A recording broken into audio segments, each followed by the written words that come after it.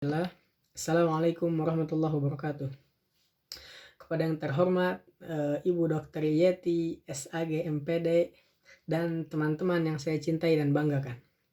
Marilah kita panjatkan puji dan syukur kehadirat Allah Subhanahu wa taala karena berkat dan rahmatnya kita masih diberi kesempatan kali ini. Dan tak lupa kita bersyukur atas nikmat iman, Islam, dan sehat. Tahukah kalian, pandemi COVID-19 ini mendorong anak-anak lebih sering menggunakan gadget daripada sebelumnya. Menurut hasil penelitian oleh Badan Pusat Statistik, mereka mendapatkan hasil persentase penggunaan teknologi informasi pada anak usia dini pada Desember 2020. Sebesar 29% anak usia dini menggunakan gadget. Rinciannya sebagai berikut.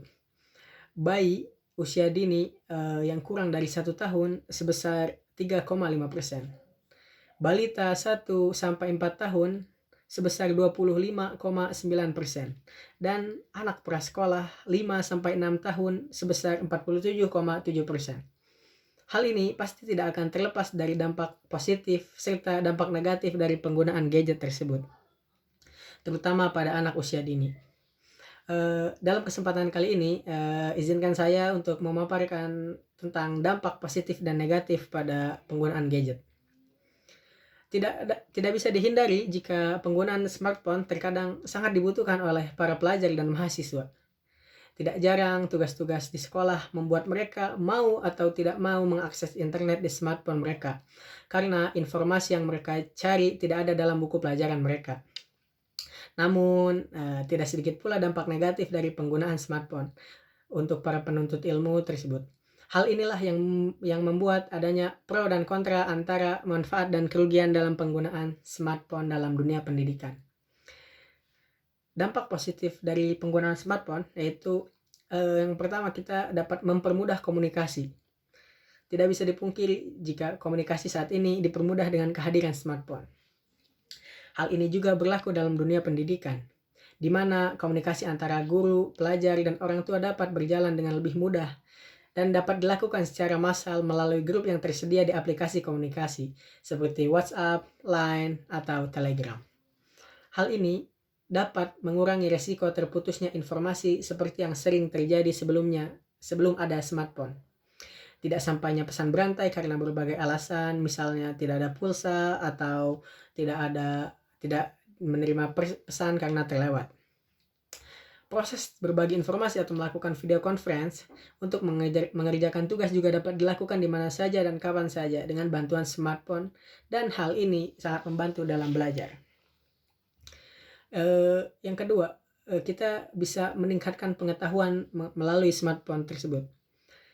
Smartphone dilengkapi dengan berbagai aplikasi termasuk aplikasi pendidikan. Selain itu, dengan bantuan mesin pencarian seperti Google, murid-murid dapat mengakses berbagai informasi atau mengecek keakuratan informasi yang telah mereka kumpulkan.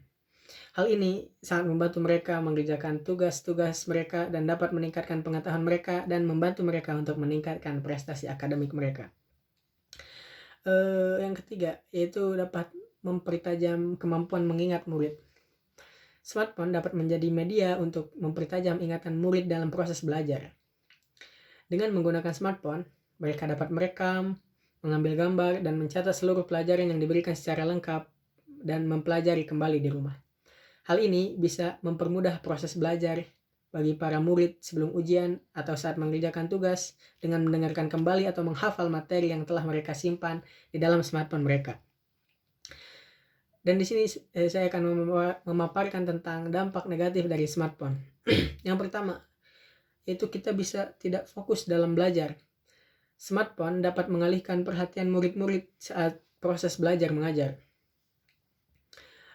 Kadang mereka teralihkan perhatiannya dengan mengecek pesan teks, bermain games, atau hanya sekedar mengecek media sosial. Tidak jarang murid yang melewatkan beberapa pelajaran yang diberikan karena terlalu sibuk dengan smartphone mereka. Yang kedua, yaitu kurangnya interaksi sosial di kehidupan nyata. Dengan munculnya banyak media sosial membuat murid-murid memperbaharui apa yang terjadi dengan kehidupan mereka melalui smartphone. Hal ini menyebabkan interaksi sosial di kehidupan mereka berkurang.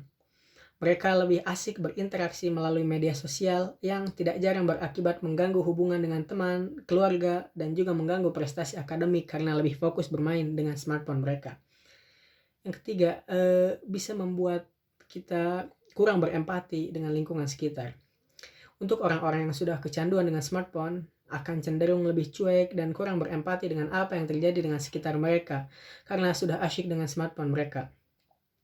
Misalnya di saat ada acara pertemuan dengan keluarga atau teman-teman, tidak sedikit yang malah asik menunduk dan bermain smartphone ketimbang saling bertukar kabar dan cerita dengan orang-orang yang ada di sekitar mereka. Mungkin sekian yang dapat saya sampaikan, kurang lebihnya mohon maaf. Assalamualaikum warahmatullahi wabarakatuh.